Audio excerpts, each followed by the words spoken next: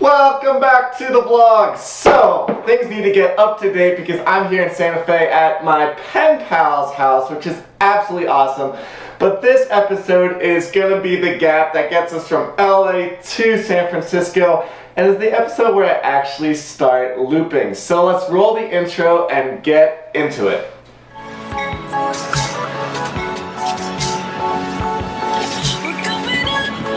Our drive over here and we're so good on the surf line here.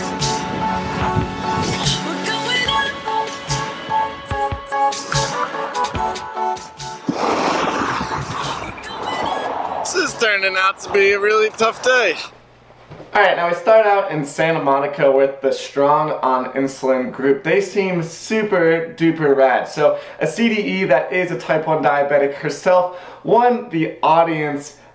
Let's just look at how many type 1 diabetics there are and how long they've had it. From 21 to 30 years. We're getting there, look at that. 31 to 40 years, still doing strong. 40 to 41, and above 50. Oh. Wow.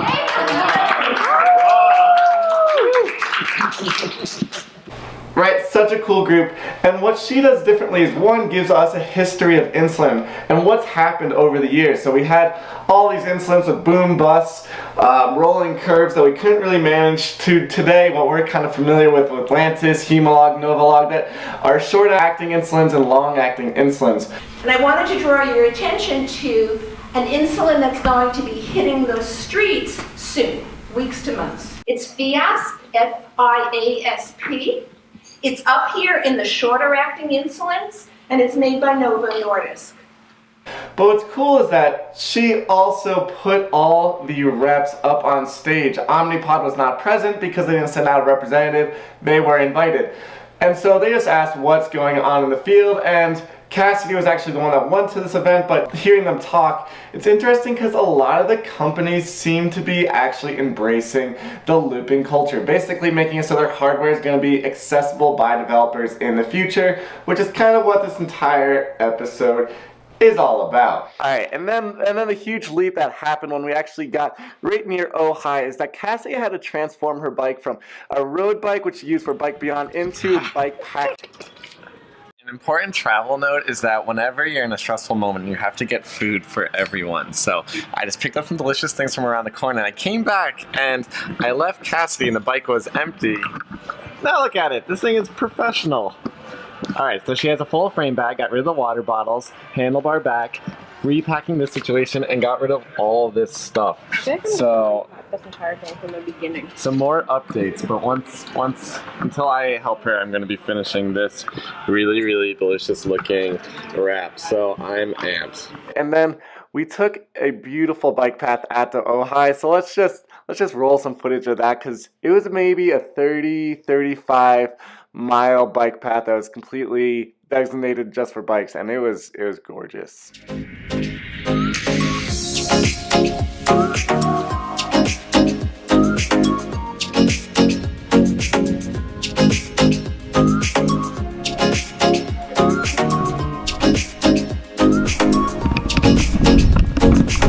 Pretty awesome, an abandoned power plant back here, so it's like, I don't know, it's always cool to see what you can discover while riding around. But this is the Ventura bike lane, or Ojai Valley bike lane. It's just awesome. It's like 15 or 16 miles of this bike lane the entire way down to Ventura, so that's what we're just following this entire day. So let me go catch up to Cassidy now that she passed me.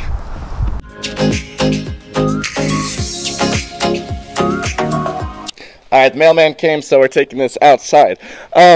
If you have not been to Ojai or didn't follow along with the news this summer, they were battling with wildfires. And Ojai Valley itself, almost everyone lives in the bottom of it, so the firefighters did an incredible job protecting everyone. But it's crazy just going off on this tour with Cassie's uncle and showing us what actually got impacted. There were many homes burned, but even as I was walking around, caught some footage of trees that had been burned.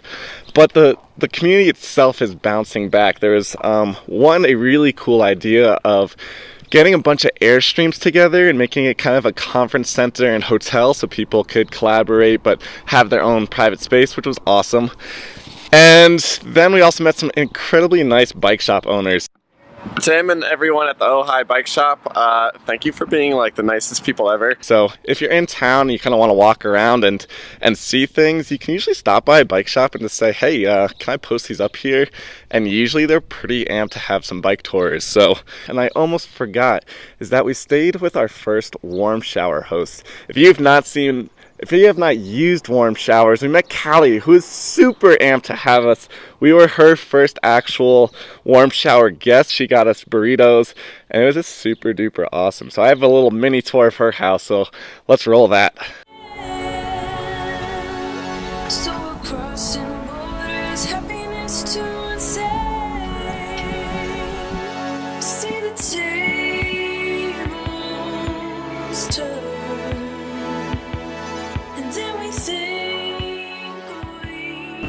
Alright, I learned something really cool this morning, is that this is a chart of basic to acidic, and the top item here is artificial sweeteners. Super fascinating. Alright, so if you get inspired at all to become a bike tour, check out Warm Showers. It's a fantastic resource. And so we left Ojai and then went up to San Luis Obispo, or SLO, which was a really nice, like, just gorgeous town. Cass and I kind of had 3 days of lounging there. So one, we kind of stayed in this abandoned house. It was awesome. It's not abandoned, but one of our friends, actually Annalisa's friend, it's their family home, and he just let us crash there for 3 days, which was really, really kind. So thank you for that. We explored town, but what was awesome is that we went into a bike shop just because it seems so fascinating. It's a place called Bike Kitchen, and it's a bike cooperative, so people can come in, they're basically members, and fix their bikes for free. So you look around the shop and there's all these like handlebars, there's all these tools to use, and there's 2 full-time people that like work there and help out actually repairing. But we then got connected to a T1D who volunteers there, Emily. And what's funny is that after grabbing a drink downtown, Emily told us about this tradition at Bubblegum Alley. Alright, we were here in Bubblegum Alley beforehand, but now, according to local lore, we're all becoming part of it now. Yeah. Alright, you say we have to do this with our tongues. Skeptical. That's true. Who's doing it first with their tongue? They're both doing it before me. No way, you're right. You started this. We do it at the same time. Okay, we have to do it at the same time. Eric's going in. You're You're about to make me out. Okay. I don't know how you do this with your tongue.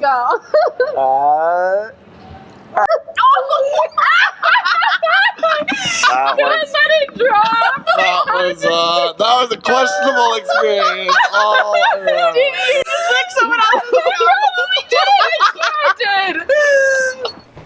Alright, leave a comment below if you think you would take that challenge. I was not expecting that to happen in San Luis Obispo.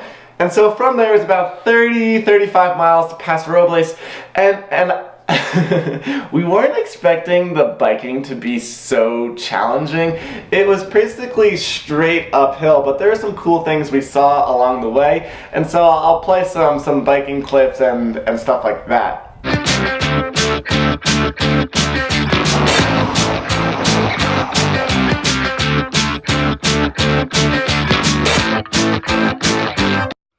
We're making our way to Route 46, but there are like some massive hills that we were going up. So Cass is trudging on right there, but it's been like a good hour and a half of climbing. And I'm guessing there's about another hour, then we should hook up with 46, which will take us out to 101, and then we'll get out there. But it's a good climbing day. We just stopped about, I don't know, 15 minutes ago, and I think I ate 4 figs. Cassie ate about 4 or 5 as well, along with some honey.